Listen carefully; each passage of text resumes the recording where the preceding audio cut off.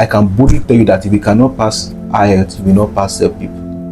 I'm doing this video very, very upset because as an educational consultant and having taught this path for about 6 years now, the whole PR about CELPIP is really disheartening, because when you consider the metrics, when you check the facts and the figures, because figures, they say, do not lie. When you check the figures, when you check the performance of people over the time, in recent time for CELPIP, you will start to question all the noise on the social media, the Instagram, that CELPIP is a bit easy. And I have done a video already around this, but I really want to narrow it down and speak sense to people who are in a haste to take CELPIP. Now, don't get me wrong, we train people for CELPIP, we coach people for the exam, we register people for the exam, we make money from this exam. So I'm not trying to tear CELPIP down, but I'm trying to give you the real picture of this exam, so that when people are saying go and do CELPIP is easier, CELPIP is easier to pass, you won't just go there blindly and take CELPIP. You want to know, is it truly simple or not? Because when you are comparing CELPIP to IELTS, the margin is not as wide as people tell you. In fact, I can boldly tell you that if you cannot pass IELTS, you will not pass CELPIP. It's as good as that. We have seen people that have been with us, they have tried CELPIP about 3, 4, 5, 6 times. They have not passed it, only for them to attempt IELTS and they are clearing it at just one sitting. I know of 1 or 2 clients. In fact, I know of about 3 of our clients that started this year with CELPIP and they had to switch to IELTS when they themselves tried IELTS and they saw how very easy it was compared to the noise, to the conviction they have had about CELPIP before. These people have been practicing CELPIP for about 3 months and they switched to IELTS in a day and they started having like 35 in their listening. So let me now come down to the curriculum. Let me come down a bit to what CELPIP is really about and tell you something. Now let's pick listening as a module and let me try to just oppose listening IELTS and listening CELPIP. Listening CELPIP is 47 to 55 minutes, about 1 hour.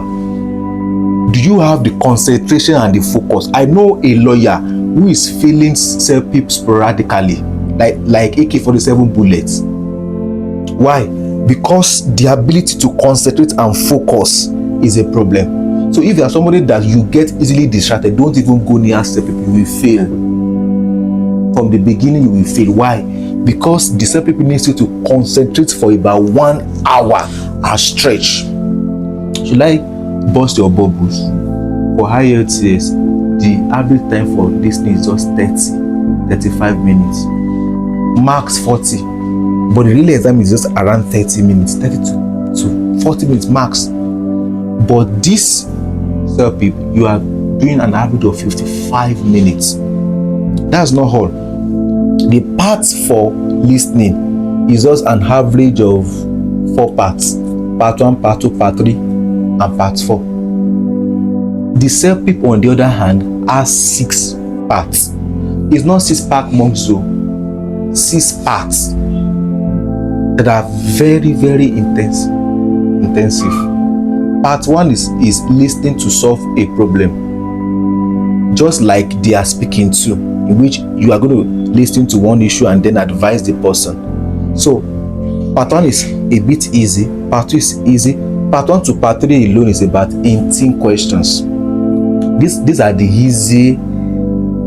easiest part of the CELPIP, just averagely easy. But I know people that even struggle to even have 15 out of 18 for those part 1 to part 3. But do you know the shocking thing? As you progress further, you'll be meeting tougher questions in CELPIP, like part 4, part 5, part 6. If you are not intellectually smart, you will find this part very difficult. Because part 5, for example, is listening to a discussion. You will see 3 people talking at the same time in this part 5. 3 people. You must know the color of their shirts. You must know if they are putting something on their head. You must know who is agreeing, who is disagreeing, who is supporting, who is neutral. You must know their emotions. You must know their body language. And you must detail what each of the three of them are saying at different times. So if you are not very smart and you are good at checking people's actions and inactions and reading meaning to even body language for people that you are watching on the video, you will not be able to pass this part 5. And part 6 is also waiting for you. So, and you will never see anyone as hard as this in your IELTS. In fact, we have seen people that will just walk into our facility and try IELTS first time takers, and they have like 30 over 40. That's band 7. You can't try that with CELPIP without you getting to be familiar with it. Wait for me, I know you're done. Let's go to the reading module. The reading module 2 for IELTS has 4 parts. Gratefully too, this guy too also has 4 parts. But do you know the shocking thing? Shocking thing is this. The same part 3 and part 4 of reading CELPIP is something that you don't want to joke with at all. Like it's more like synonyms, combination, your ability to understand, paraphrase, match sentences to the right paragraph. IELTS has similar question like that, but the one for CELPIP is much more complicated. So this reading IELTS that you are running away from, you are going to meet the same equivalent, because in IELTS the one of the hardest question type there is matching heading, matching paragraph. You have that same question in CELPIP and you have it in an harder format in that part 3, part 4.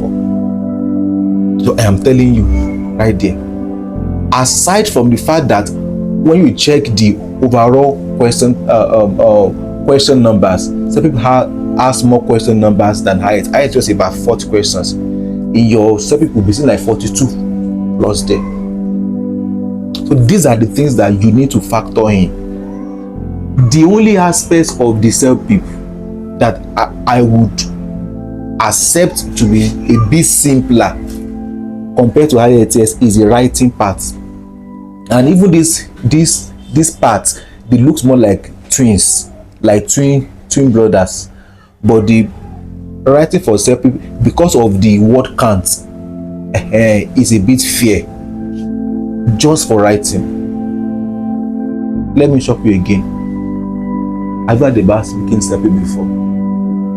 If you had about speaking CELPIP, you need to draw sword on the ground for speaking CELPIP. Why? Because you have 8 spontaneous part of it. So if you are not somebody who is giving into spontaneous expression of yourself, you cannot pass speaking CELPIP. Unlike IELTS is in person. CELPIP is pre-recorded. You are having it with an AI. So if your asset is bad, problem. If your expression is bad, issues.